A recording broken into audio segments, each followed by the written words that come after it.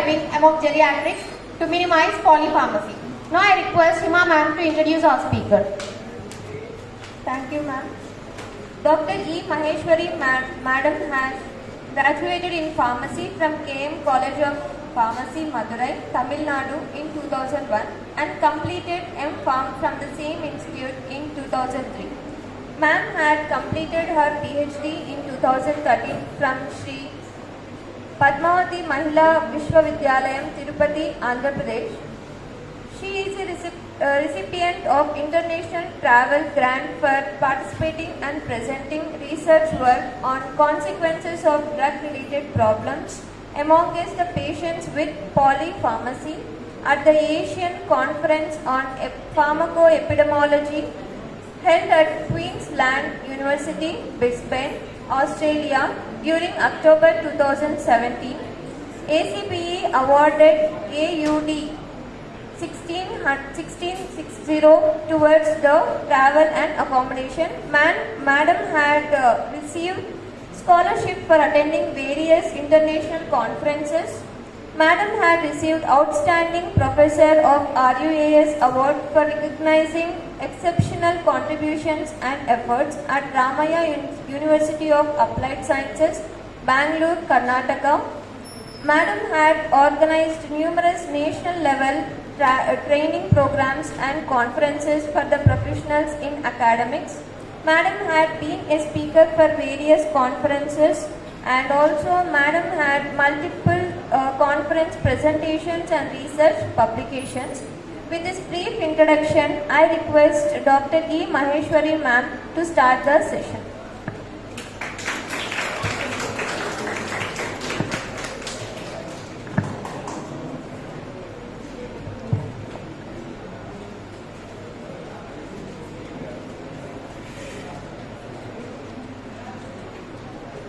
A very good morning to everyone assembled here. I thank Dr. Prateek sir because he is the one, he has given us the opportunity to stand here in front of all of you. And I also thank Triveni who was coordinating with me all these days to organize all these programs. Thank you. Now we'll start with the session. So today we will discuss about a topic called evidence-based deprescribing among geriatrics to minimize polypharmacy. So what is this topic about? What is polypharmacy? If you say polypharmacy, what comes to our mind is that we used to think that any drug more than 2 is considered as polypharmacy. Means multiple medications we are taking. Okay? And about the geriatrics. What are geriatrics? Elderly population are called as geriatrics. So as per the WHO, World Health Organization, what is the age that is considered to be as a geriatrics? Above 64. So above 65 is considered as 65 and above is considered as the geriatric age. Okay? And what is this term deprescribing? Prescribing, we all know, isn't it? Means the physician is going to write the medicines for your health condition. Whatever ailments you are suffering with, he is going to write a prescription that is called as the process of prescribing, isn't it? So apart from prescribing, there is a newer terminology called as deprescribing. D, when it is added, that indicates removal of medicines, isn't it? Means what? Whatever medicines that has been prescribed to a particular patient, this will be continued inappropriately by many of the patients for a prolonged duration. Okay, so when the medications are prescribed for a prolonged duration, what are the complications the patient is going to face? He may get multiple adverse drug reactions, isn't it? And that may worsen his disease condition also. So to minimize all these things, what is required? We are supposed to follow a rational prescribing pattern, isn't it? So what is it called as evidence-based? What do you mean by evidence-based deprescribing? Evidence-based guidelines you might have heard, right? What are evidence-based guidelines? STGs. What are STGs? Standard therapeutic guidelines. For each of the disease conditions, there is a particular association or else the focus group discussions based on which they will derive a pattern in which the disease condition should be treated, isn't it?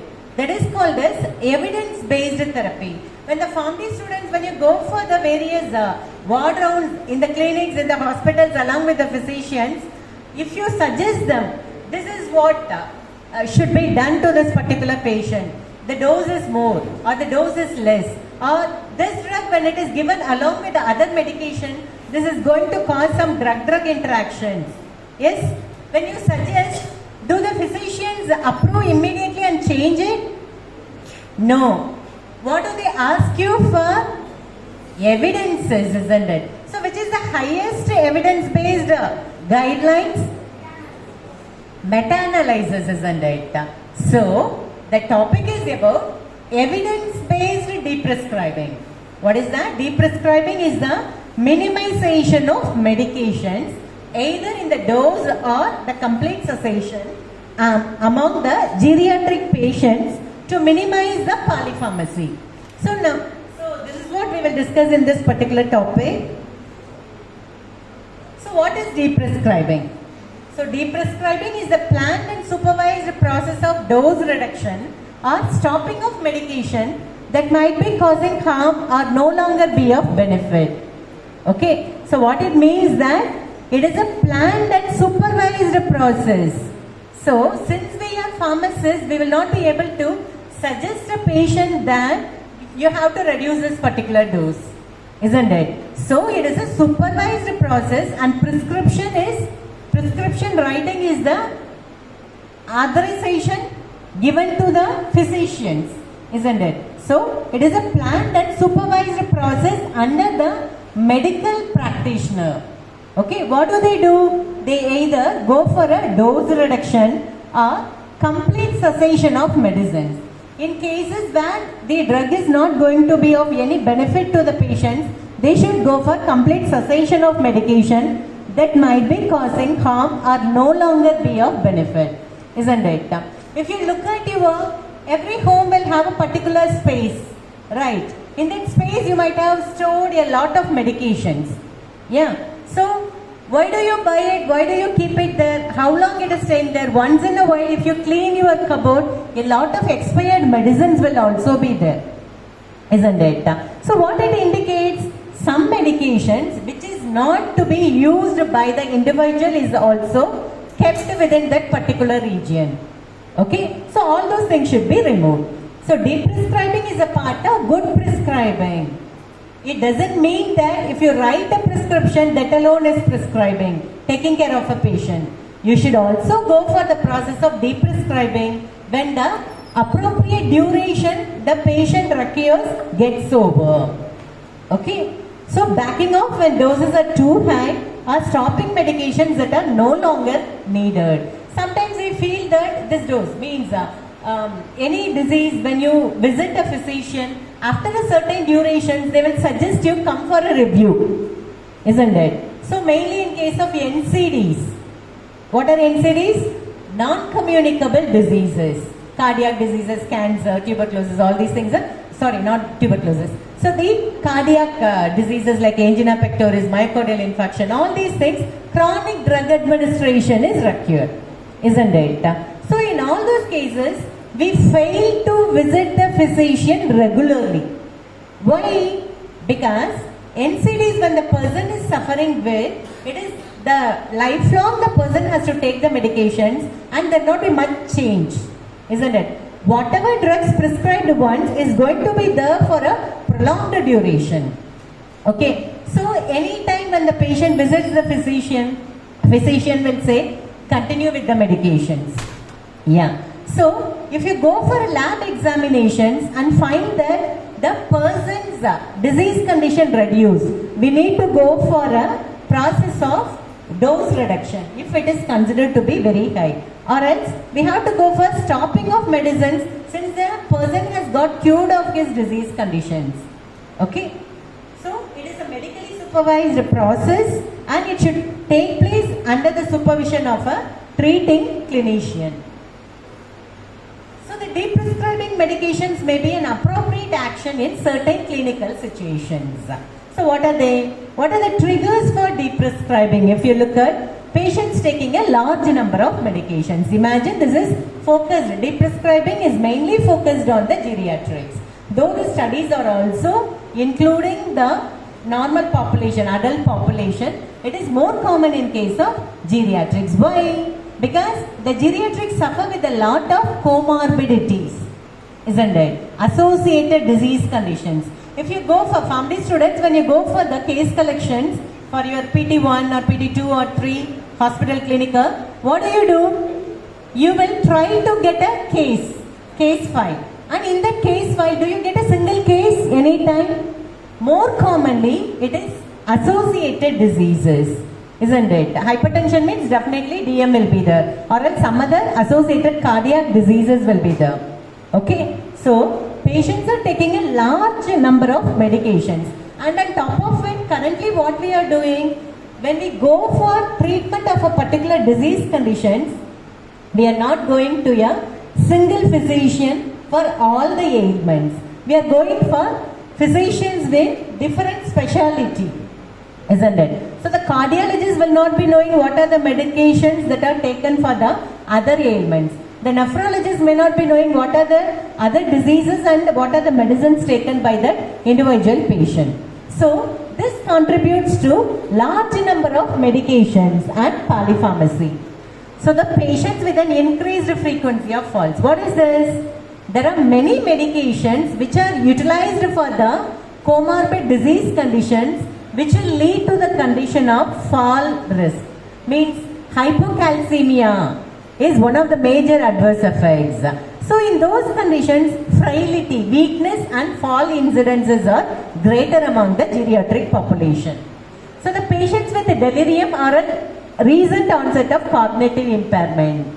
What happens in case of cognitive impairment? If it is in the early stages, the drug is going to work, isn't it? So in case of the severe stage or frailty, the end stage life of that particular patient, you need not go for a dementia medications, isn't it? You can stop it.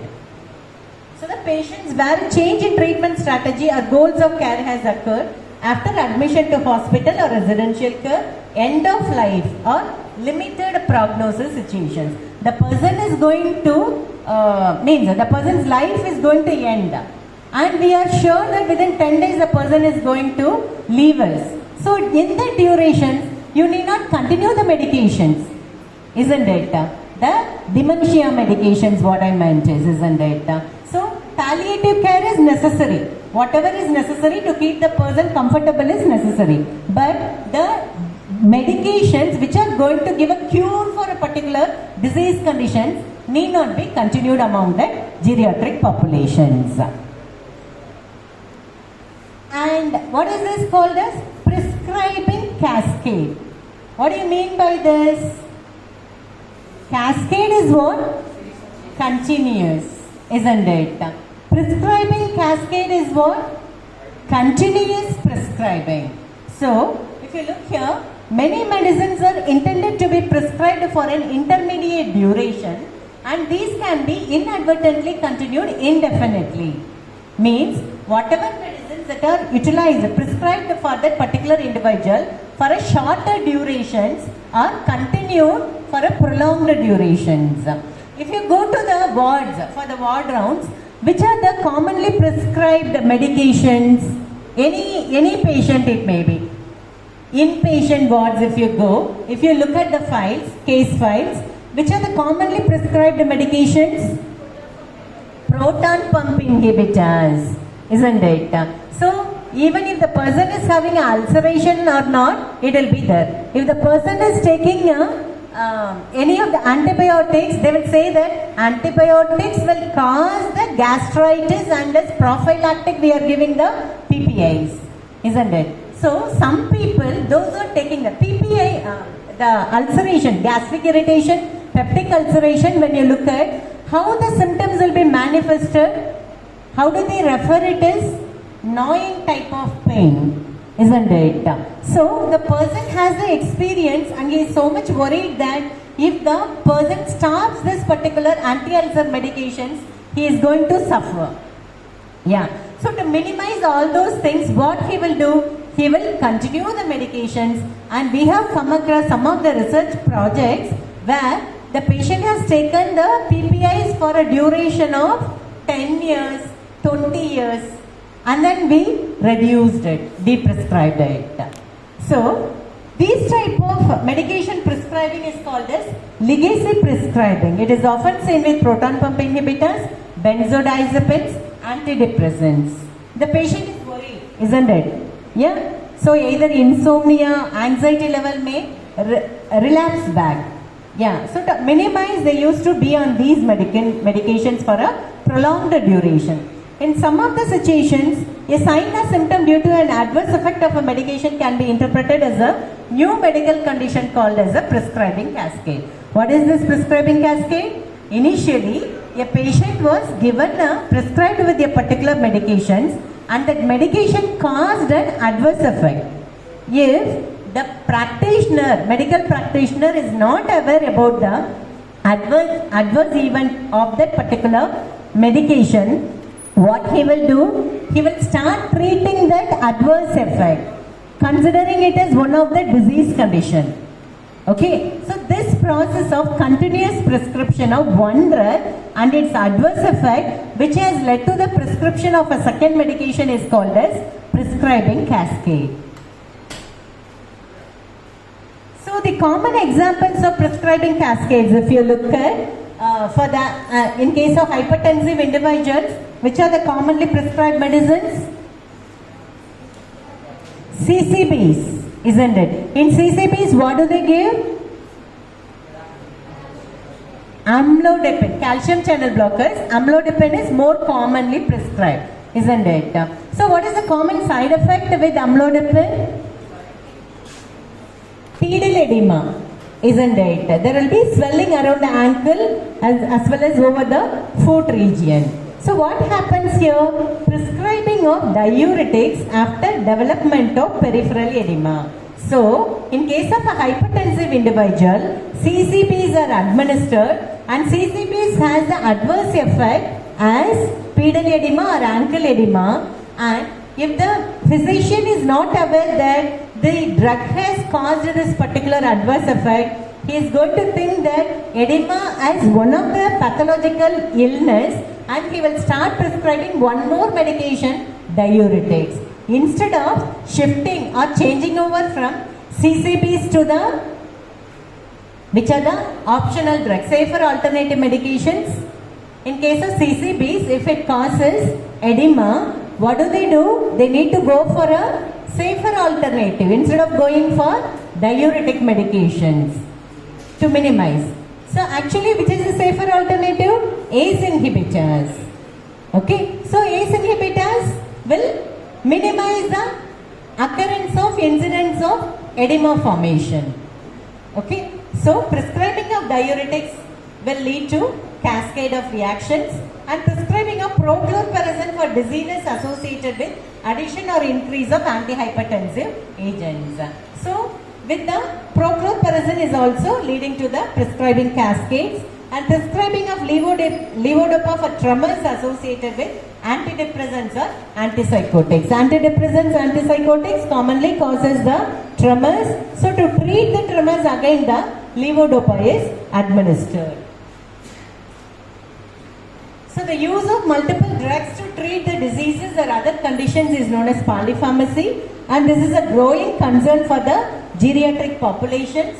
So it is more common among older adults, and many of them have multiple chronic conditions defined as 2 or more chronic conditions, such as in case of geriatric population, what happens? Commonly they will suffer with joint complications, isn't it? Arthritis is common, bronchial asthma, COPD, CHD, depression, diabetes, hypertension. But taking too many drugs can also lead to safety concerns. So polypharmacy, when we say in general, we will say it as drugs more than 2 or less than 10. And major polypharmacy, initial days means a decade before, when we try to do some PharmD as well as M.Pharm pharmacy practice projects works, research works and all, what happened is any prescription which had a medication more than 1 or if it is 2, we included it, isn't it? Is there any drug-drug interaction between those 2 drugs? But currently what has happened, it has changed, scenario changed. It has become a major polypharmacy where the patients are taking more than 10 medications and hyperpolypharmacy 11 or more drugs, and it has gone to the state of excessive polypharmacy more than 25 drugs. Okay, so the number of comorbidities are increasing, and to treat the associated comorbidities, individual drugs are given by each of the specialty physicians, which leads to greater chances of occurrence of hyperpolypharmacy or excessive polypharmacy. So it is excessive or unnecessary use of medications, and polypharmacy affects anyone but is most common in the geriatric populations. And the other risk factors include having more than one doctor prescribing medications, isn't it? We used to go for a doctor shopping, isn't it? Any of the patient, when we get some illness, what do? We are not satisfied. How we are not satisfied? We should know originally what is the actual incubation period, how long the medicine should be taken, and how long the treatment should be taken, and what is the duration of recovery. Without this knowledge, what do? Someone will say that, yes, I went to this particular physician and then I got immediate relief. What do? Well, stop this, switch over. The therapy may not have gone. That is called as doctor shopping, which also leads to polypharmacy among the geriatric patients. And having chronic mental health conditions and living in a long-term care facility. Long-term care facility means residential homes, isn't it? Where the geriatric populations will be taking the medications for a prolonged durations without any review. So what are the possible consequences of polypharmacy?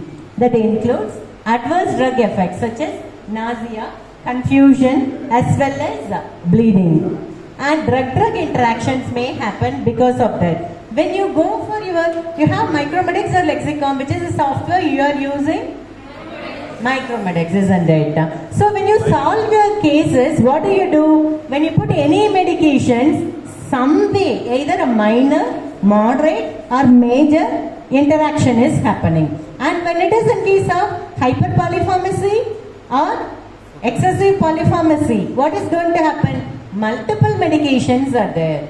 Though clinically they are not evident in the patient, there is chances of occurrence. So you have to solve it, find out whether there is a chances of monitoring, and in case if the patient is experiencing, you will be able to avoid the occurrence of such type of events.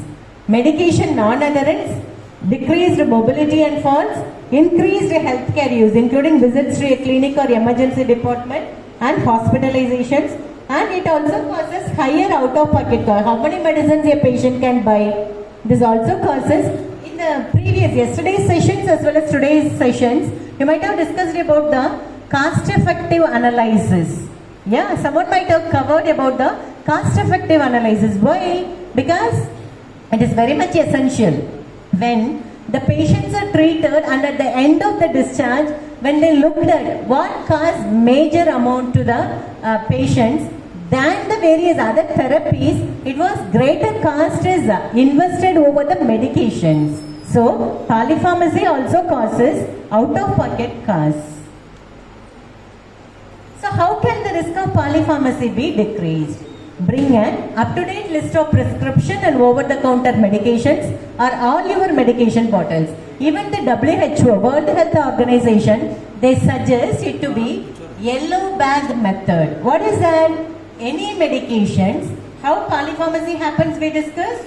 It is because of not revealing the medications what the patient is taking and for one particular disease with the other physician, isn't it? So when you have multiple comorbid diseases, if you are visiting a particular physician and medicines are prescribed, you have to take those medications whenever you are going for the other physician consultation for some other disease. Okay, so that the patient will be aware. You might have studied your pharmacotherapeutics 1, right? Yeah. What is the first topic? First chapter heading is cardiovascular system, isn't it? So in case of PT1, cardiovascular system, if you look at what you will have hypertension followed by congestive cardiac failure, angina pectoris, myocardial infarction, arrhythmias, all these conditions, isn't it? Acute coronary syndromes. So for most of these drugs, if you look at the medication therapy, what you will observe, you need not study the medications for each of the drugs. Once you study properly hypertension, the common drugs, how you will study your antihypertensive medications? What is the sequence based on the JNC8, the treatment pattern? Diuretics, ACE inhibitors, ARBs, CCBs, beta blockers, and then the accessory medications to support treatment. And if you look at the MI, is the drugs are much different? No, isn't it? Only the vasodilators will be increasing. So what it indicates, a person who is suffering with CCF, if he is going for consultation to some other specialty, general medicine for hypertension, he has to reveal the drugs because the drugs are not changed. Same drug is going to be effective in multiple cardiac disease conditions. Yeah, so to avoid polypharmacy, you have to go for all your medication should be taken and then take a medical appointment. Even when we think about to minimize polypharmacy, to reveal to the physician, we will think that yes, I will ask these questions to the physician. But once you enter inside his chamber, no, the environment is created in such a way that you will not open up or you will forget, isn't it? So whether the same medicines you are taking or not, whether the dose should be increased or decreased, you will forget to ask. Reconfirmation is many times avoided. So to minimize that, it is always better to carry all the medications to whenever you are going for a medical appointment.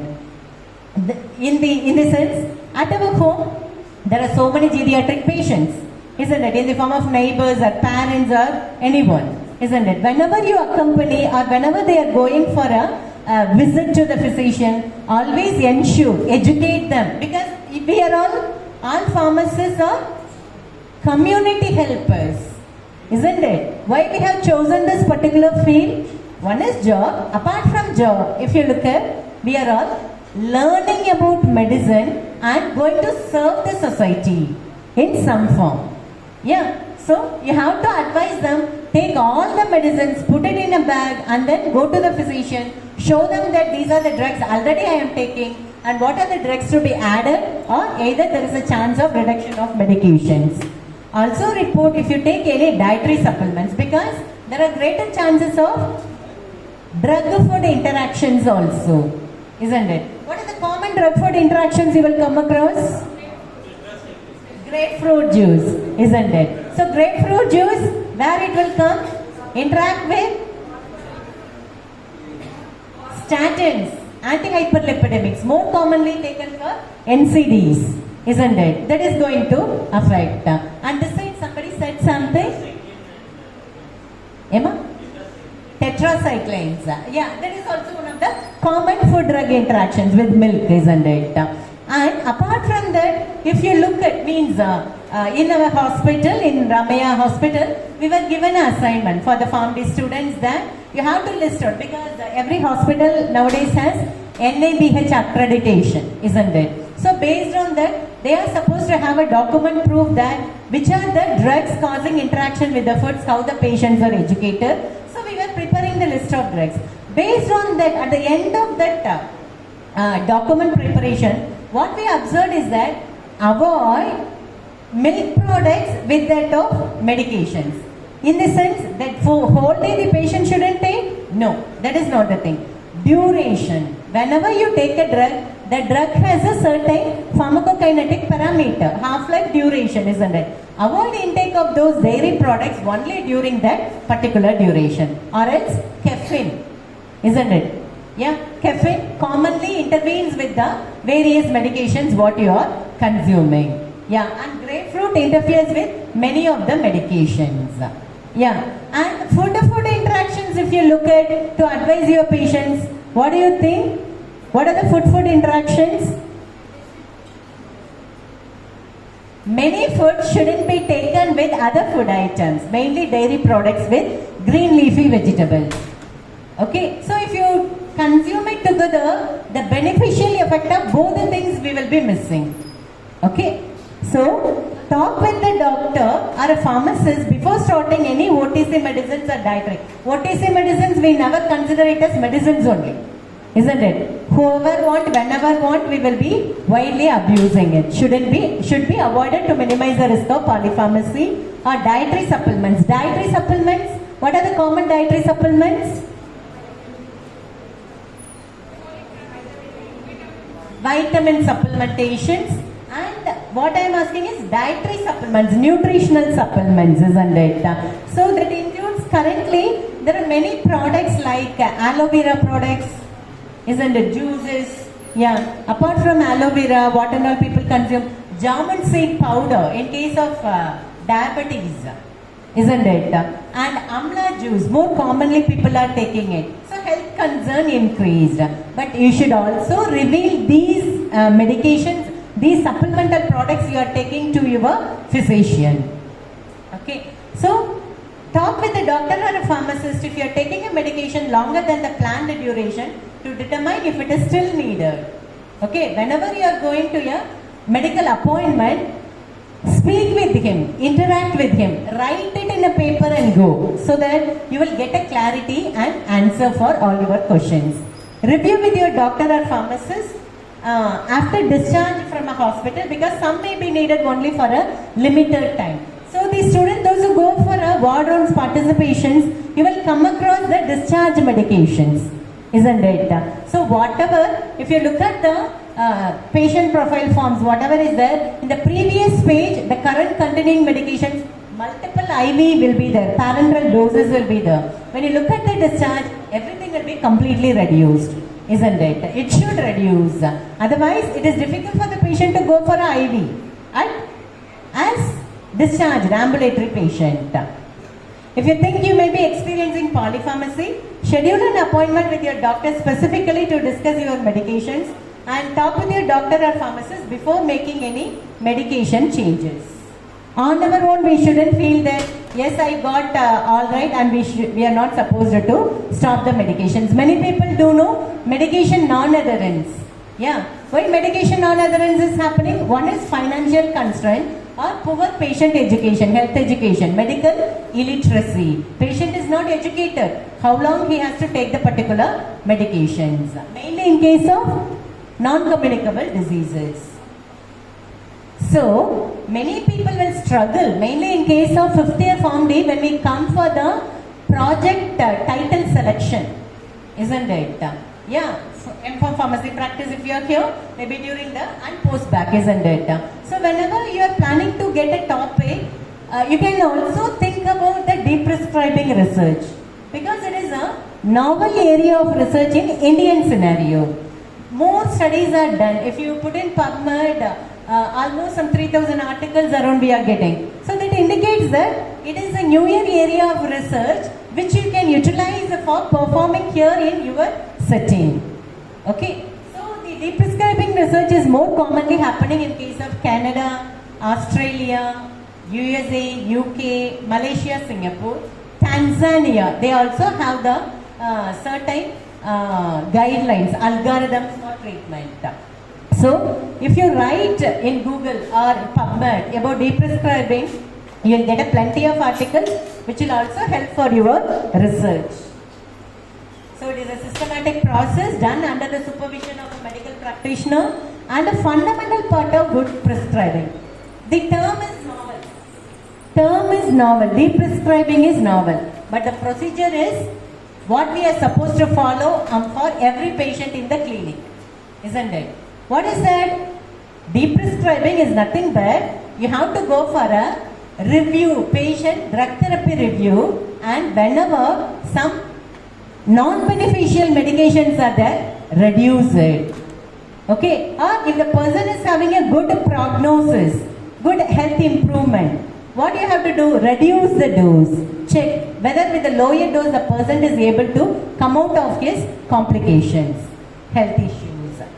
So, it is considered to be a fundamental part of good prescribing. It can be defined as complete withdrawal. Completely you can stop the medicines, but depending on the medicines you have to go for tapering of medicines, step down therapy, okay, as well as dose reduction. The patient's health status, life expectancy, values. What is this health status? It is working or not, beneficial to that person or not. Based on that you can go for deep prescribing. Life expectancy. The person is going to end his life. So, end his life in the sense his life is ending based on the natural death. So, in that case also you need not continue with the medications.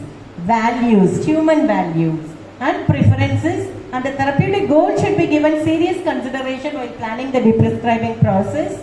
And the main objective of deprescribing may vary, but reaching the patient's goals and improving their quality of life remain constant priorities. So for your research projects also, if you type on any of the deprescribing of medications, if you have the algorithm, you can follow that, and on top of it, along with the various deprescribing algorithms, you can also use any of the additional scales or tools.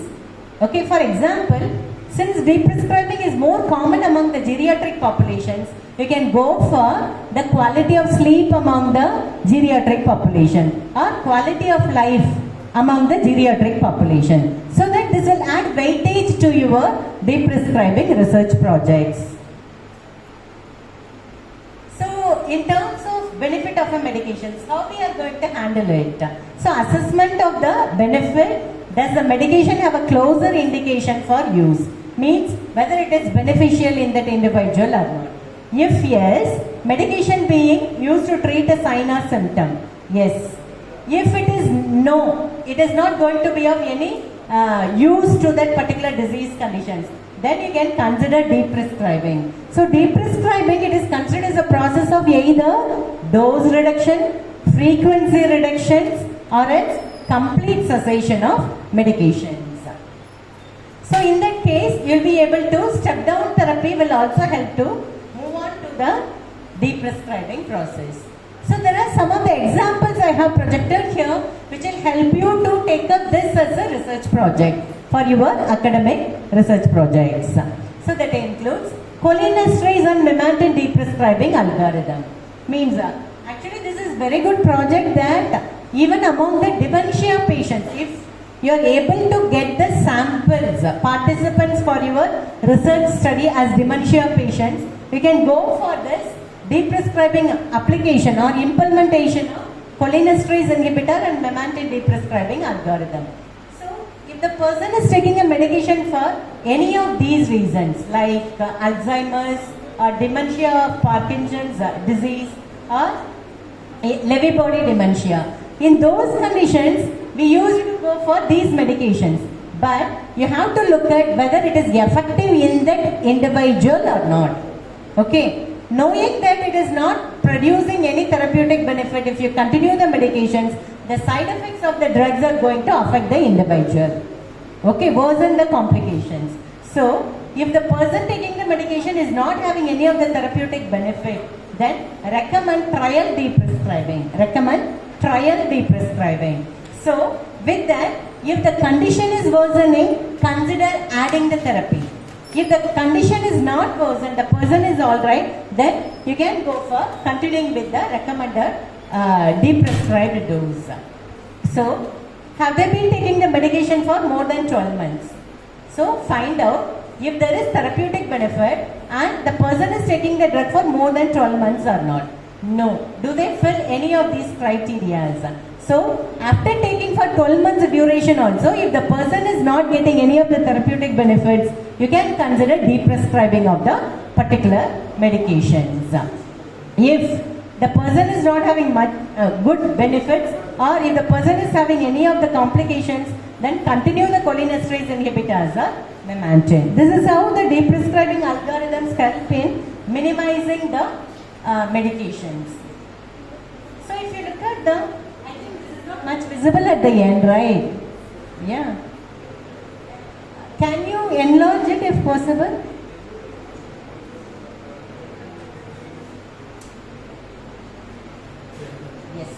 Thank you. So, if you look at this, less than a week's duration, what are the common symptoms, severe symptoms including agitation? So, imagine in case of geriatric populations, they are going to get these symptoms. So, after getting these symptoms, if it is because of the prescribing, restart the previous dose immediately and contact the responsible healthcare professional as soon as possible, because the reaction may happen because of the withdrawal symptoms, dose reduction. If the person has been done a deprescribing as dose reduction or discontinuation for 2 to 6 weeks and there is worsening of cognition, behavioral or psychological symptoms, then contact. Re-emergence of symptoms is happening or not, you have to monitor. Like this, based on the particular, excuse me, will you just if it is more than 6 weeks or 3 months, based on the requirement, that is, always whenever you go for a deprescribing, monitor the patients, and if the symptoms are manifested because of dosage reduction, go for re-prescription of the medications. Okay, whenever it is not going to show any symptoms and the person is not affected, you need not go for a re-prescription, so that the person's chances of getting adverse drug effects will be minimized. Okay, and the cost of the drugs, financial complications can also be reduced. Engaging individuals and family carers. This is a very tough job, isn't it? Because whenever you say a patient, you don't take these medicines, what they will say, no, I will take this because I am suffering with this particular condition.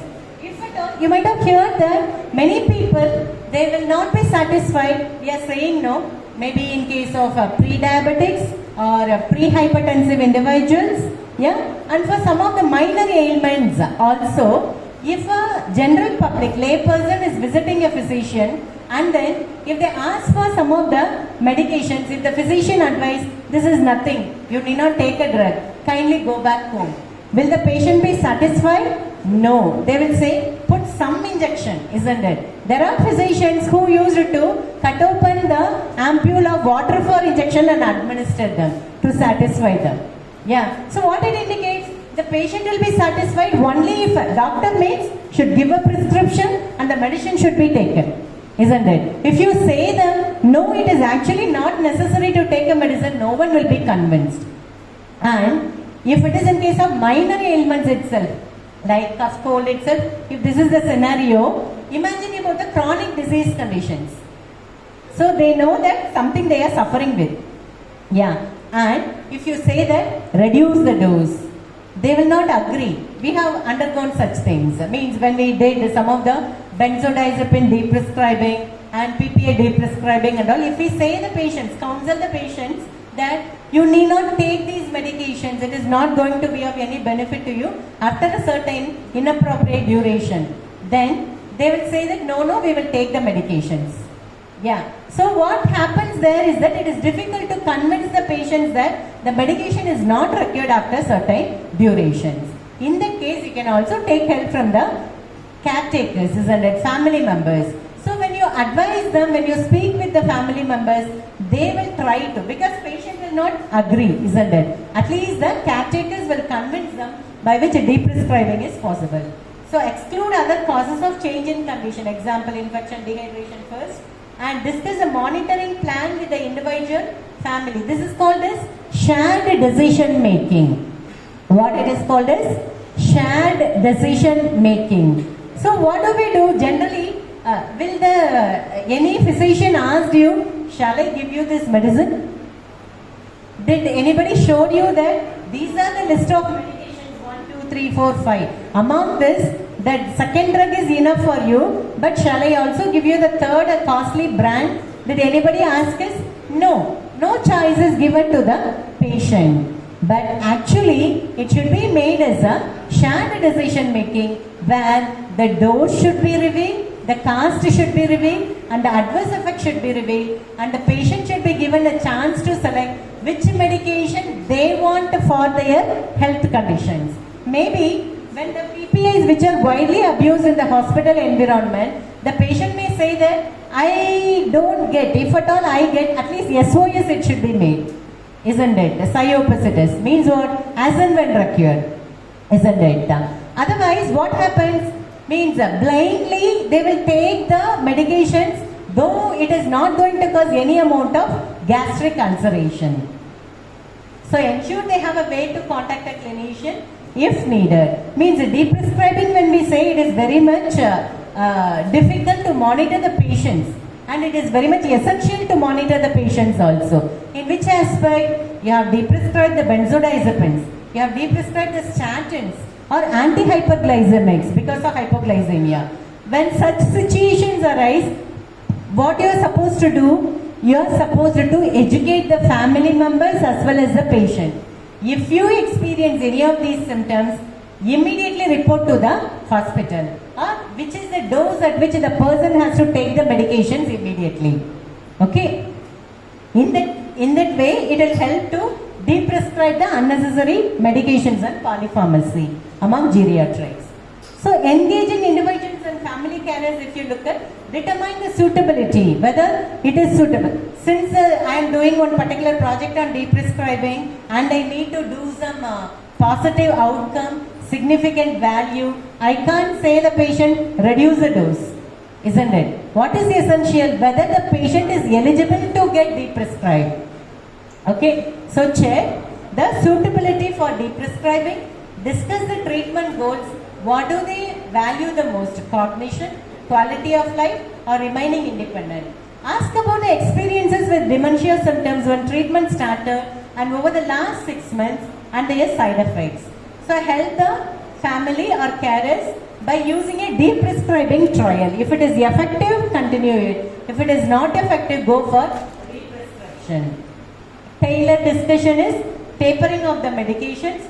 Consider medication cost and local reimbursement. Many of the insurance companies, they will accept for prescription of certain medications only, isn't it? And if you keep on increasing the dose, the cost is also increasing.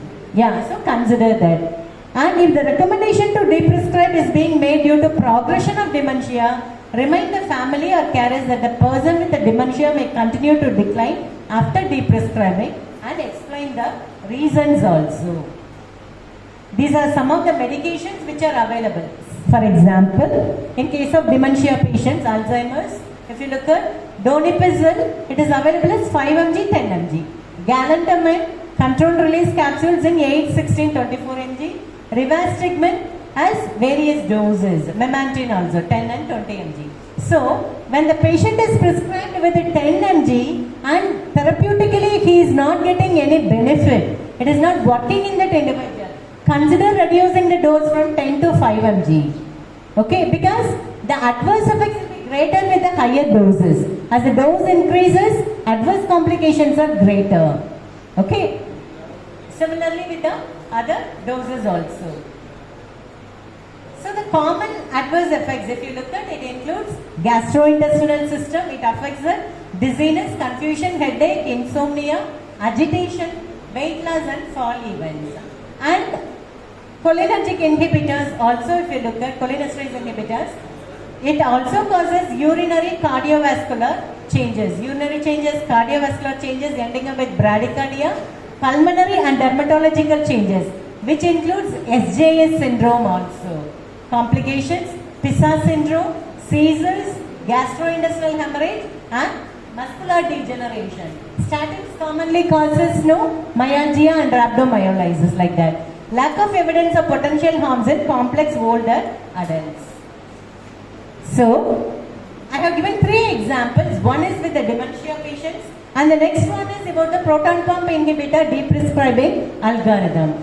This, everybody listen, because when I asked you which is the commonly abused drug in the hospital environment, everybody opened up and said about proton pump inhibitors.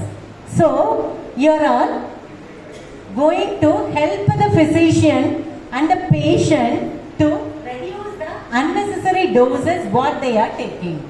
Do it. When you can do, you have to take this. What they are asking? When I asked you, when you suggest something to the physician, what they are saying? Bring the evidence, isn't it? So what evidence you can take? you can take these algorithms.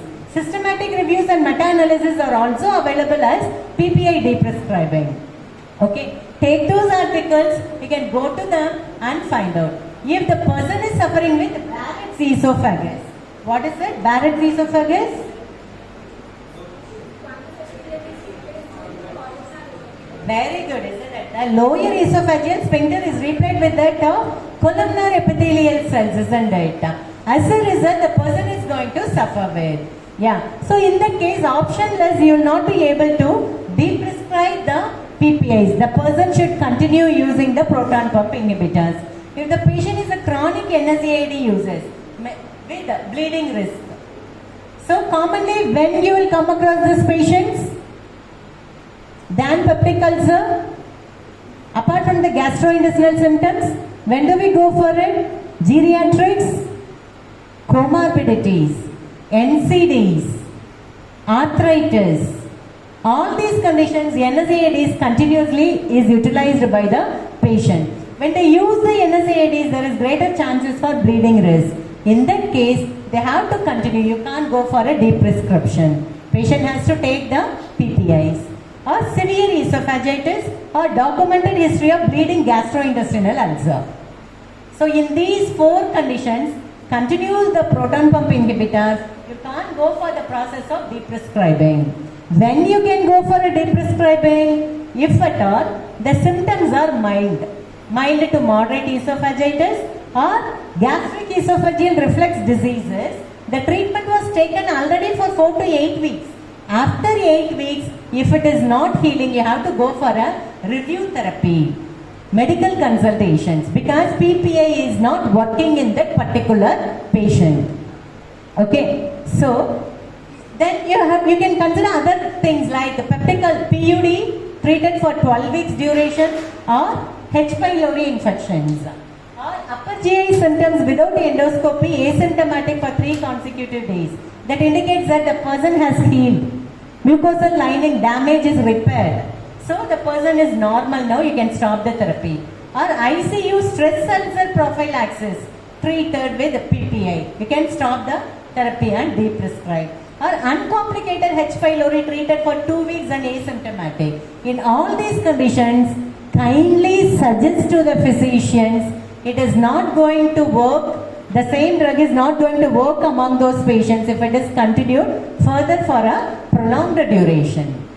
Okay. So, in those cases, PPI can be stopped and you can also go for monitoring. If at all the person is getting very severe symptoms, you can advise them, educate them. During the time of discharge, at the ambulatory clinic, family students are there, isn't it? Advise them on SON basis, you can start the drug. Deprescribing, always remember, it is not under the hands of the pharmacist, it is under the medical practitioner. So these are some of the PPIs that are available at various doses. So from the standard dose, switch over to the lower dose, that will also help to minimize. Because PPIs, what are the common adverse effects? What are the common adverse effects? It will also cause incidence of fractures, and in case of geriatric population, frailty and incidence of fall is more common. Why this causes PPI causes fractures? How it will cause? Hypocalcemia, hypomagnesemia, cardiac issues will arise, isn't it? When there is greater amount of calcium, means hypocalcemia, when this is happening, what it will lead to? Greater chances of osteoporosis, frail bones, fracture incidences are greater among those individuals. So, no evidence than one tapering approaches and lowering the PPI dose. Sorry. You can also consider about the C. difficile infections. Chances of Clostridium difficile infections are greater with chronic utilization of PPI and diarrhea, community acquired pneumonia, vitamin B12 deficiency. Vitamin B12 deficiency, if it is there, then that will also lead to megaloblastic anemia, isn't it?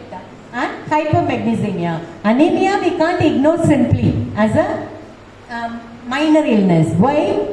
What it will lead to? Cardiac diseases. Right? How? Ischemic changes. No sufficient amount of oxygen supply, isn't it? Will end up with. So anemia, don't ignore. Before, anemia means what is the reason, main factor we used to emphasize on women has regular menstrual cycle during which they will lose a lot of things, or postpartum hemorrhage by which anemia is prevailing common among women. Now, not only among women, even among the men, equal prevalence is existing. Okay, so both people should take care of it, isn't it? HB count is very much essential. Vitamin B12 is essential. If at all the patient is not educated and vitamin B12 deficiency occurs and then anemia occurs, this may also predispose the person to various other NCDs. Yeah, so deprescribe whenever it is not required among the individual. And the minor side effects include headache, nausea, diarrhea and rashes also. So tapering of dose is very much essential based on the treatment algorithm. Only in case of person those are suffering with various symptoms, you can continue the drugs, otherwise you can go for a dose tapering. And not only in case of PPIs or else in case of dementia patients, we have the algorithm. As I said you, the deprescribing algorithm, here I am explaining only 3, but there are algorithms for statin deprescribing because rhabdomyolysis, myalgia complications, isn't it? You can go for a dose reduction. Okay, and it is not that always statin is essential. You can go for a lifestyle modifications. Increase the HDL with omega-3 fatty acids, which will also help to reduce the antihyperlipidemic concentration. Okay, so similarly, if you look at the diabetic people, so people those who are suffering with the diabetes mellitus, in some of the drugs, like you might have come across, no, when you report to the pharmacovigilance center about the ADS, pharmacovigilance, you might have come across the insulin-induced hypoglycemia, isn't it? So one is that complication where you can go for deprescription, or else you can also go for some of the sulfonylurea medications where there is glyburide, glimepiride.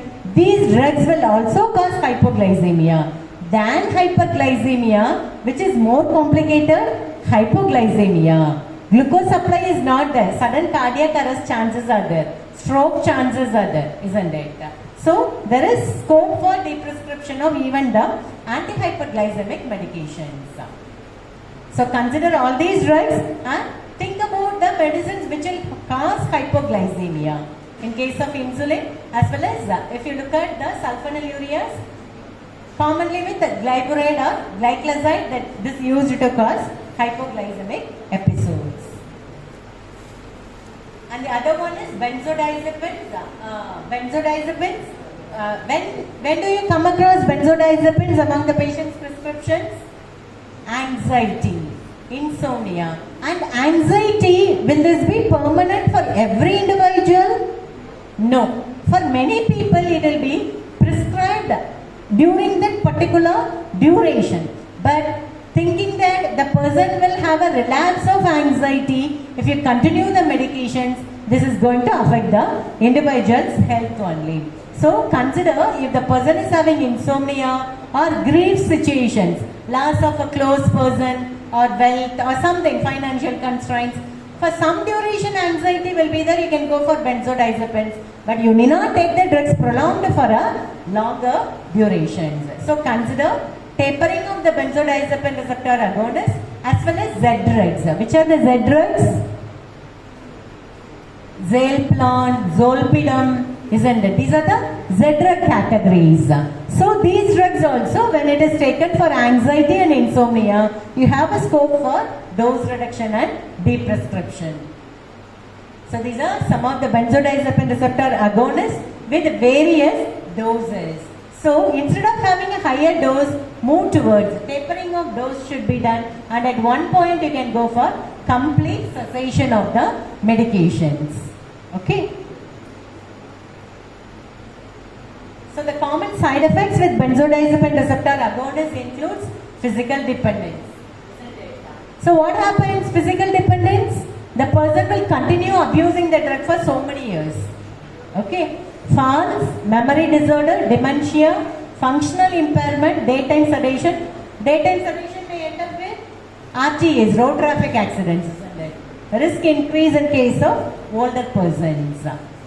So engage the caretakers and patients and advise them, taper the dose by which, and behavioral management plays a very important role, isn't it? Cognitive and behavioral therapy has a greater role based on which any cognitive and behavioral therapy has a greater role. Because when you are not having, because what are the two main reasons for which the benzodiazepine receptor agonist as well as the Z drugs are prescribed? Insomnia, anxiety, isn't it? So how do, now many people, what is your circadian rhythm? What is circadian rhythm? Sleep and wake cycle, isn't it? So how is it now? Good? How many of you have a good circadian rhythm? Raise your hands. Very few. Yeah. Means you yourself know that you are not sleeping properly. Means are you all insomnia patients? No. Lifestyle changes. Always no. During the session, how many times you watched your WhatsApp? So many times. How many times you watched your mobile for time? So many times. Isn't it? Whenever there is a break between one session and another session, travel, bus stop, whatever you do, mobile, isn't it? Screen time. What it will cause? It affects your nervous system, isn't it? Before and all, when we say sleeping, bedtime means what was the bedtime? A decade before? 9 o'clock, 8 o'clock, 9 o'clock, 10 o'clock maximum. Isn't it? Nowadays, if you look at, students start sleeping by the next day. Isn't it? 12 o'clock, 12:30, 1 o'clock, and they will sleep till, if no one is there at home to ask, PGs, staying in PGs, separate rooms, hostel. In those conditions, what happens? They will start sleeping by 2 o'clock or 3 o'clock and then continue till 8 o'clock. Take bath, come and sit here, put your body in the classroom. What happens? Circadian rhythm is affected, isn't it? Cock-a-doodle-doo-doo, isn't it? What the term remembers? What is the common thing? Coco, isn't it? Morning, by 6 o'clock, the cock will wake you, isn't it? Morning dawn will get dawn, the dark climate will change to sunlight around 6 o'clock. You have to get up by that time. That is your timing, isn't it? What you are doing now? That time only you will enter into NREM sleep, non-rapid eye movement sleep, isn't it? And you will be deep, isn't it? So all these things affects your health, insomnia and other complications it ends up with, and so you have to be careful. Finally, the patient, many people, they are addicted to games. Another thing, isn't it? Always game, this game, that game, home, from this place to another place they will get connected and then they will check the scorings. All these things, what happens? It causes a lot of impact on your brain, isn't it? Disturbances. And imagine about the patient, if we say them, stop game, they will not stop. There are students, neurotic, addicted towards games, isn't it? So, to minimize all these things, when the drug is prescribed, the patient knows that if he is not going to take the drug, the patient will have relapse symptoms. So, to minimize that, what is essential? Cognitive and behavioral therapy. Okay? So, the behavioral therapies are, raise it up now. Behavioral management, if you look at, good sleep hygiene is essential. What is good sleep hygiene? When you are going to bed, it should be bed. Isn't it? On the bed only I will sit throughout my day, watch, study, read, play, everything is bed. What happens? Your mind is, neurons are not programmed to understand that that is a place for sleep. If you go and lie on the bed, you should get, if you close your eyes, you should get sleep. That program is last now, isn't it? So use the bedroom only for sleeping, isn't it? Not for everything. Yeah. So that is one of the important behavioral management, sleep hygiene. Apart from that, avoiding mobiles, switching off lights, isn't it? When you switch off lights, it says that it is time for you to rest, isn't it? And circadian rhythm maintenance is very much essential. When you follow all these things, you'll be able to have a good health. We need not go to the prescriber, a psychiatrist to prescribe a benzodiazepine receptor agonist or else the Z-drugs. Nowadays, many people are taking now mild anxiety, moderate anxiety, severe anxiety, isn't it? And what is the main thing? They will have drug abuse, sleep disturbance and drug abuse. They will continue the medications and end up with long-term adverse effects of utilization of all these medications. So CBT, have a good sleep restriction, sleep hygiene, relaxation training and support. Nowadays, no, if we ask for relaxation, what do? We play. What game you play? They will say video games. Isn't it? How it will relax you? Someone is doing something or else a YouTube videos. Watching that, maybe for some time it is a relaxation. That is the only source of relaxation. No physical activity. Body is not going to get exhausted. Isn't it? So you will not get sleep, obviously. So for solution to all these things is what? Medication reconciliation. What is that? You have to know what are the drugs you are taking, whether it is working for you or not, whether the dose is higher, lower, underdose, and then appropriately follow the therapy. That is called as medication reconciliation. So it is a process in which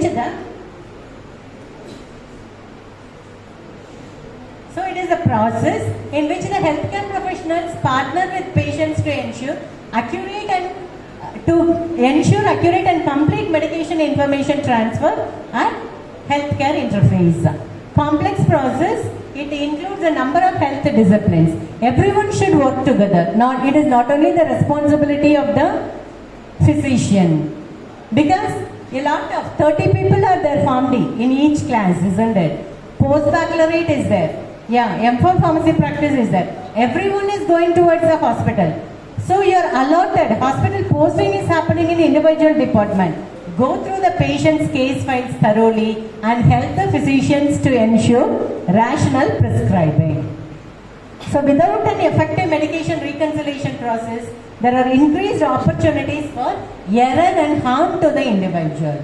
Being a healthcare worker, you are supposed to help everyone. Next. So who and all can help? How this will be helpful for that individual? Leadership quality development is essential. Strategies. What are the strategies implemented? In which context and integration? So leadership, when you look at the leadership support at the highest level of the organization. If a family student go and say a physician, they will not agree. Right. Who should agree? Who should be there? At least the preceptor should accompany the students. When the student identify and inform the preceptor will inform the concerned PG interns or as a consultant, they will agree. Okay, so leadership is very much essential to support this particular process.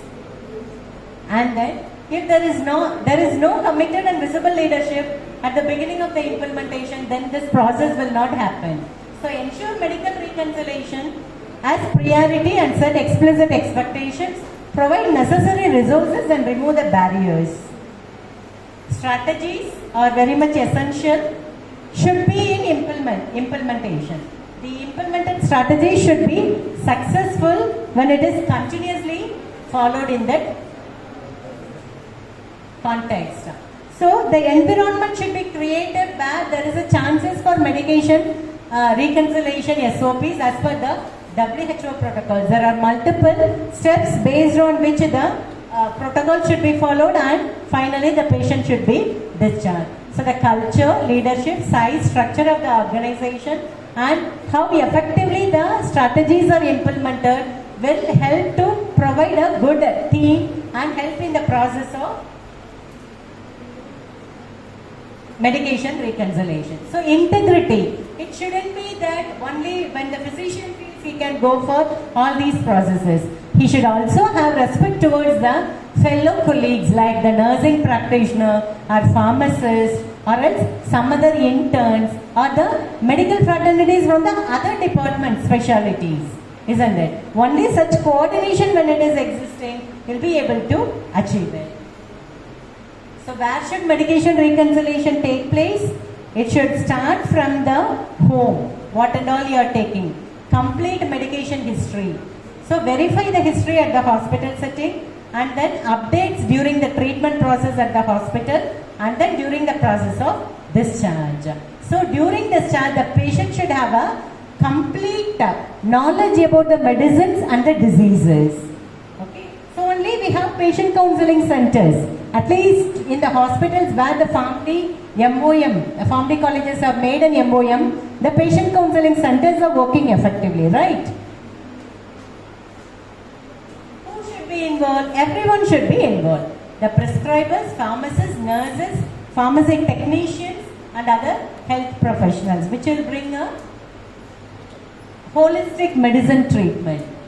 Patient involvement in medication reconciliation, we have to give a scope to them to understand their diseases and select based on their cost. Because when you look at the cost of the prescriptions, the prescription cost with the Janaushadhi is very much lower, isn't it? Sometimes it is 4 times higher cost with the branded medicines compared with that of Janaushadhi. So the patient should be educated about it and the best possible medication history.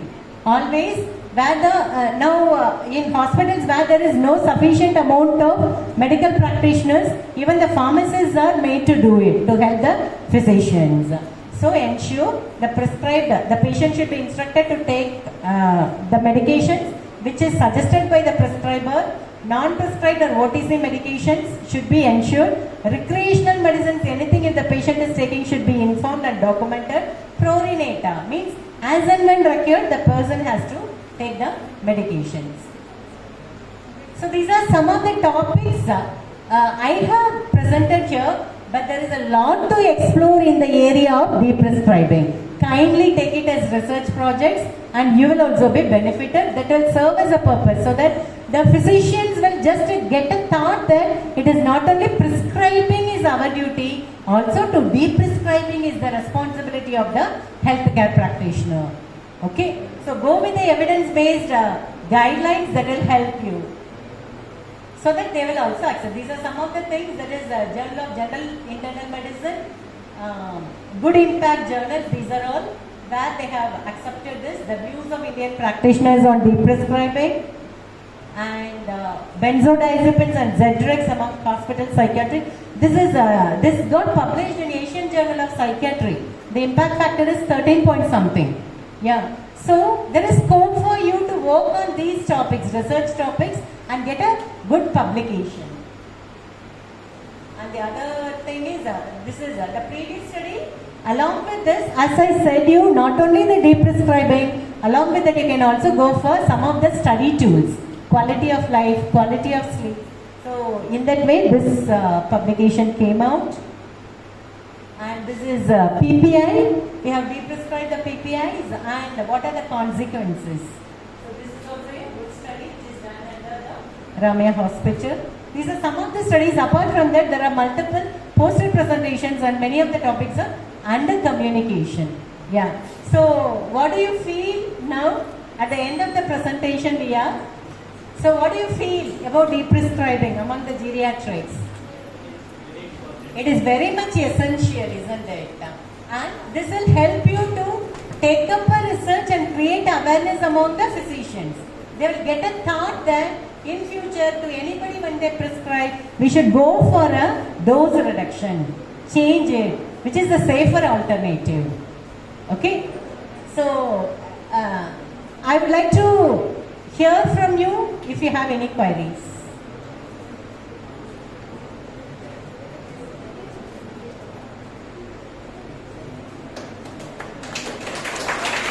Thank you.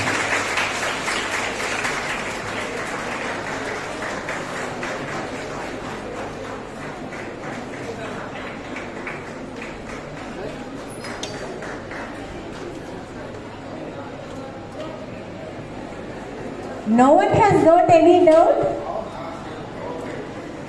Lunchtime.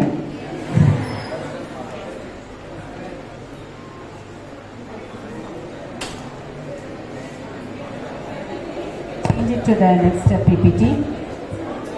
If you are having any doubts, please raise your hands. Okay. We invite Trivedi Madam for our next proceedings. Thank you, ma'am. Thank you, Sakiti. Hello. Good afternoon to all faculty members, my dear students. Myself, Mrs. Trivedi, Coordinator of Women Empowerment Cell, Raipur. Now, Women Empowerment Cell, Raipur Autonomous, organizing a seminar on empowering the pharmacy students, a guide to navigating career challenges. It's my pleasure to invite today's speaker, none other than Dr. Maheshwari Ma'am, Department of Pharmacy Practice, MS Ramaya Institute of Applied Sciences, Bangalore, to present a talk on career challenges for pharmacy students.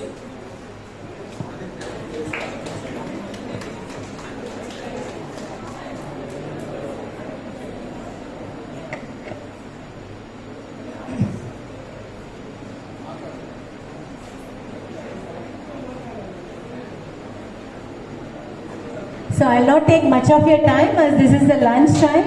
I would like to just give a glimpse of some of the opportunities what is existing.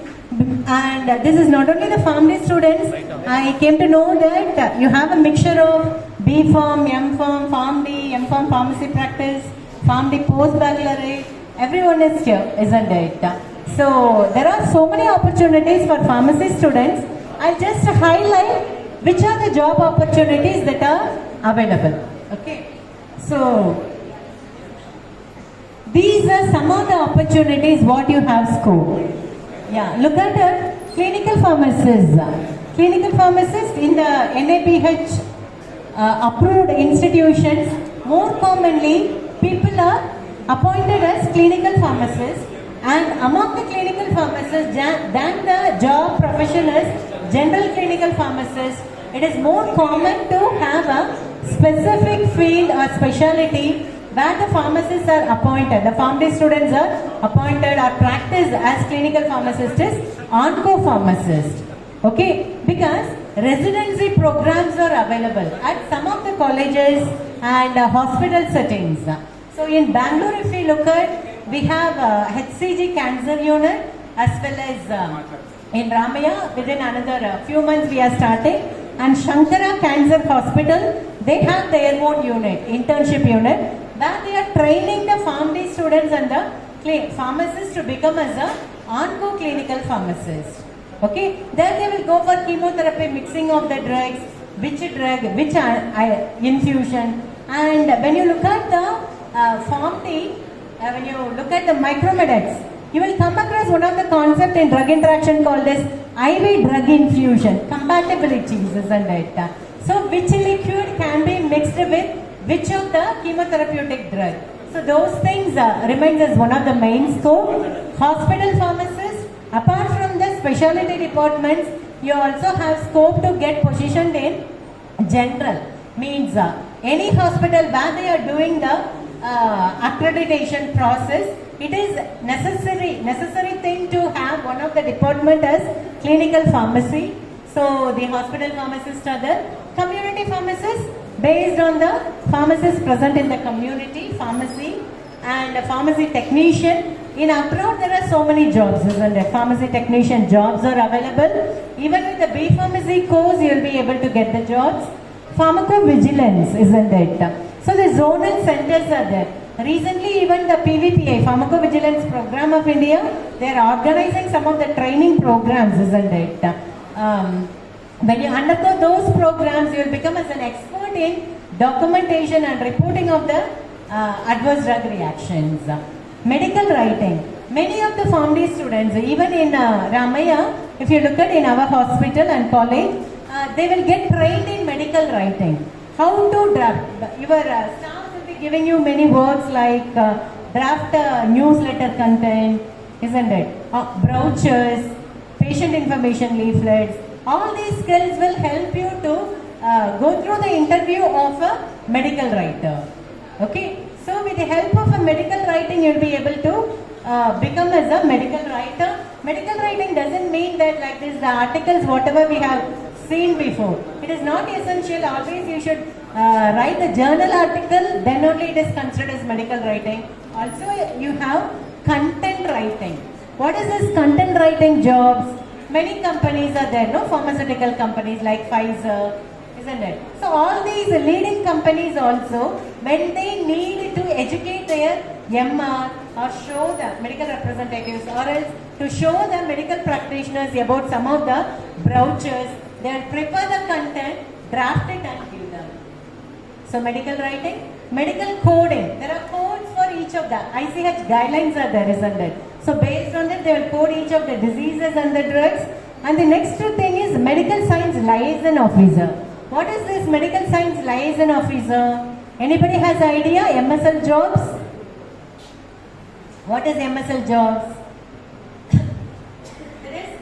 They are taking currently PharmDs because for MSL jobs usually before the PharmD students are recruited for the MSL jobs, it is only the MBBS completed persons they are eligible to apply for the MSL jobs. So what do? What is the procedure? If you look at, as part of the MSL jobs, medical science liaison officers, they have to remain as a mediator between the pharmaceutical companies as well as the physicians. What is the requirement of the physician? The pharmaceutical company should know, isn't it? And what are the advances happening in the pharmaceutical company in the industries that should be made known to the physicians, isn't it? So the reminders means if they want to make a new year device or a new year formulation, any alteration in the existing therapeutic formulation, any research study is essential to confirm about the usefulness of the products what they have made. For all these things, there is a posting created at Reddy's, Hyderabad. Many people with a good payment. The salary is also very good with this job, MSLs. And data scientist. What is this data scientist job? Data analyst, data scientist. Anybody here, pharmacist becoming as data analyst? Commonly who do this particular job? People, those who complete SAS programming, isn't it? Or else the engineers, they take up this particular job, isn't it? So what do? They have to take up some of the courses completed. Which are the courses commonly the data analyst will be doing? They will do SQL. Have you come across SQL course they are completing? Tableau, isn't it? Or SAS programming, R programming, Python. See, I say you, it is not the responsibility of the placement center existing in an institution to fetch a job for you. This will facilitate you. If you get a job, good. But don't depend on your degree alone. B Pharm I got, M Pharm I got, PharmD I got. That alone is not essential. Choose your career in the beginning. At least in the second year, third year, you should know what is this job, what I want to become as, what I am eligible to become as, how I have acquired the skills required to become as any one among these. Isn't it? So, it is your responsibility to do the additional courses and equip yourself with all those talents. Okay, so when you complete and do all those things, automatically you will get selected in the corresponding field. Okay, if you want to become as a scientific writer, you should show that I have done these many articles on the newsletter, I have done these many publications, or else in the newspaper, any article you have done, or LinkedIn, the greatest professional link, isn't it? So you can publish your articles. And being in the healthcare profession, you have a lot of scope. Medical illiteracy is prevailing widely, isn't it? You can educate people. Pictograms, isn't it? Pictorial representations. Prepare it, pamphlets, awareness programs, community programs. Whenever we go, we are preparing it. After that, we are forgetting. Do it regularly. You will get your skills, as well as when you post regularly on these topics, people are watching you, whoever is following you. isn't it? They'll get impressed and will understand the knowledge you have to make all these things, and you will get absorbed fast in the scientific writing companies. If you want to become as a data analyst, do any of these programming as additional course apart from your regular main degree. Okay, unless otherwise you enhance your skills, all these jobs are becoming very much difficult. Because during the COVID period, what happened? Many companies started with multiple researches, clinical trials. Everybody took up clinical trials. So work from home job was possible. That much of demand was there. Currently you ask for offline jobs, it is difficult to get. Why? Because saturated.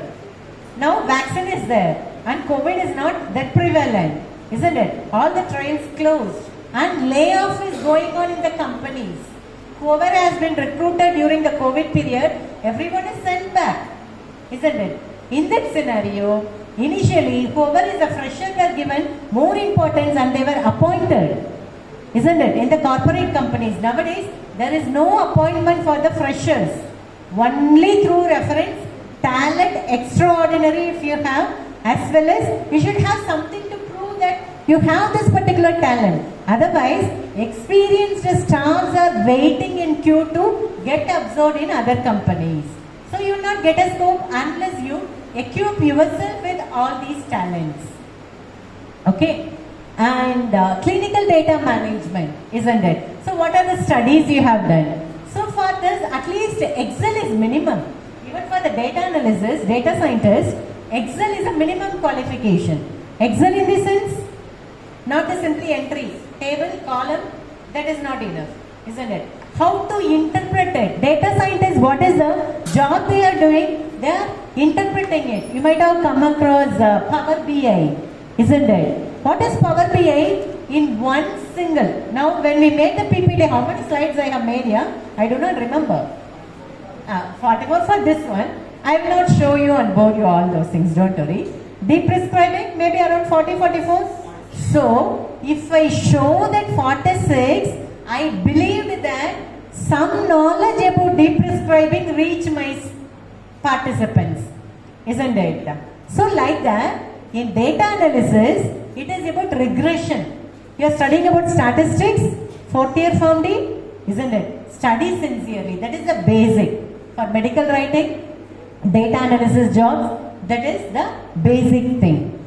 Okay, because in all the companies, corporate companies, what is the future of that particular company can be predicted through the regression analysis. So to get all these things, you have to equip yourself with all the skills. You should know to work on SPSS or Excel, how to interpret it. And in case of Power BI courses, in one single slide, one single screen, one corner will show it in the form of a map. One will show the location where that company is well established currently. In one place, it will show how it is going to establish itself in future in the next upcoming 3 years. Yeah. So like this, for making all these details, what is essential? You have to learn the additional courses by which in one screen you will be able to project everything and explain them, and the companies will take you. Okay. So about the clinical data management, regulatory affairs. Regulatory affairs, you know that. ICH guidelines you will study, no? Isn't it? International Committee on Harmonization for clinical trials. Study that thoroughly so that you will be able to get a good understanding about regulatory affairs. In that they will ask you about you're studying in your both M.Pharm as well as Pharm D, you will study about clinical research. 5th year Pharm D, isn't it? So clinical research is a very, very important subject. Who were the members of the constitution? Whatever Viva questions or else the interview questions asked there, if you look at, this is based on the clinical research, pharmacovigilance. Okay, so you should be thorough with that. Clinical trials, biostatistician separately also, you have job opportunities to become as a biostatistician. So I studied something, but practically I do not know. We don't get a job, isn't it? You should, free trial versions of SPSS is available. Plan it. Means you have to work on it, and then the YouTubes are available. With all those YouTubes, you'll be able to learn how to analyze the data, how to interpret the data. That will help you to fetch a job as a biostatistician. Even ICM recently you might have come across, isn't it? It has included PharmD as one of the eligibility qualification to get selected for the research, junior research fellow. Data curation. What is data curation? The form in which the company requires the data. Maybe a genetic data, genetic databases, isn't it? Or any of the articles, from each of the articles, what are the knowledge present, they are making it into the required format. It depends on the companies, what they are working on. So data curation jobs are available. Pharmacoeconomics, what is ISPA? Pharmacoeconomics and outcomes research, isn't it? So you have all the techniques, cost effective analysis, cost benefit analysis, how to do, what are the parameters, how to implement it in practice, isn't it? So for those jobs are available. Research associates you will become as, and academics you can become as good teachers, and higher studies, isn't it? So the scope for higher studies for B Pharm, M Pharm as well as this thing, based on my students, how they are getting selected is, means at the end of the third year in case of B Pharm, or else in case of fourth year in case of PharmD itself, they will start writing TOEFL, GRE, whichever countries they are planning, IELTS, whichever country they are planning to go, they will start writing all these exams. Once they start writing these exams, at the end of 5th PharmD, they will have the scores, everything with them. And in the 6th year, they will start sending the LOR, letter of recommendations they will get, and they will send to various universities. And there are some of the universities, one of the student, the previous, now she is continuing at UK University. What she did is, she started publishing papers in ISPA international conferences. Okay, so we have for pharmacy, we have international organizations like ISPA, ISPE. Under ISPE itself, we have ACPE, ICPE, isn't it? So you try to attend the conferences and present posters at international level. When you go like that, you will get a good exposure, you will get a person. You can apply through that process, or else how our students will meet the full scholarship waiver also sometimes they get for studying in other universities. Some people used to get 75% of scholarship, accommodation, everything is free like. So in case of research and higher studies, you can focus more. And many of our students, they used to go for Ireland. Yeah. So in Ireland, there is multiple, Trinity University is there, Ireland University is there, some 3-4 universities are there.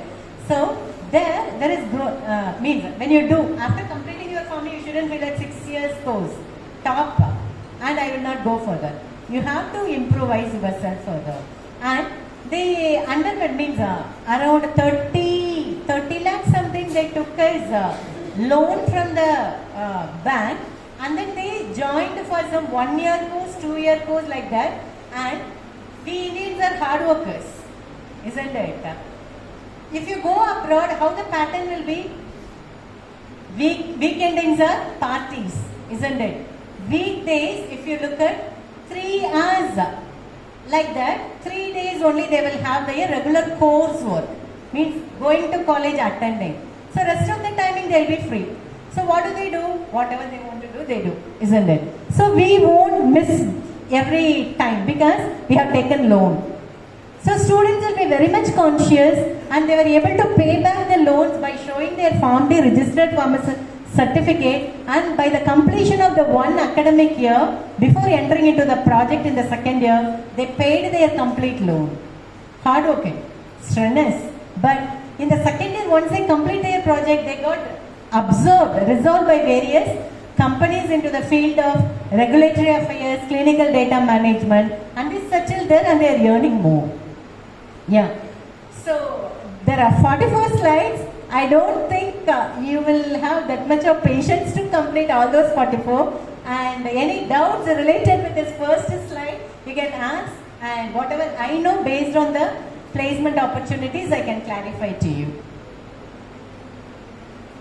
So these are the various opportunities. This is how we are training our students and how they are getting good placements.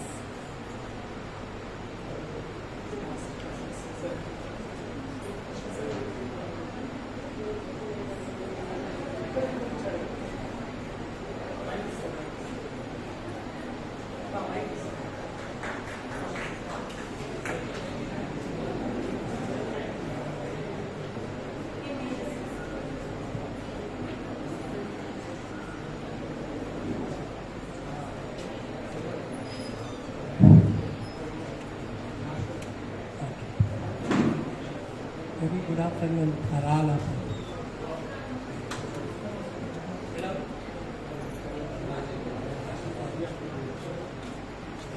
Madam, I am a father of my daughter here completed his course of Pharma D in 2017. After 6 years, no job provided by the government of India and state government. I have approached the collector and DMNHO. We have applied for the post of pharmacist. The DMHO has given a letter. Pharma D students are not eligible for the post of pharmacist. So why?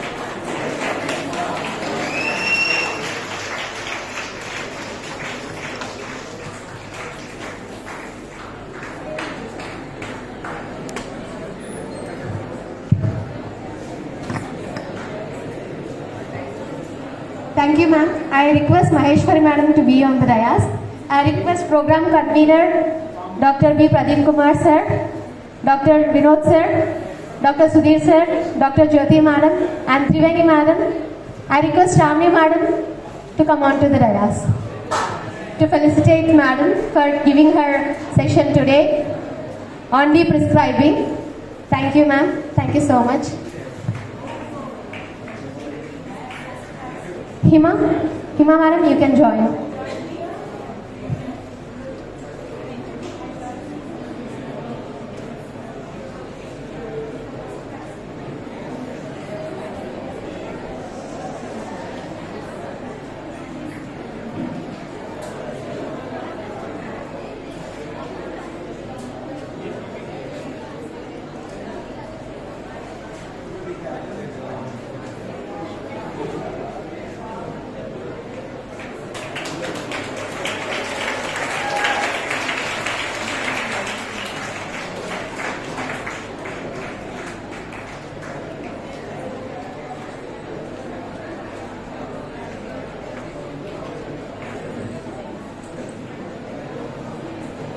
Thank you, ma'am. Thank you so much.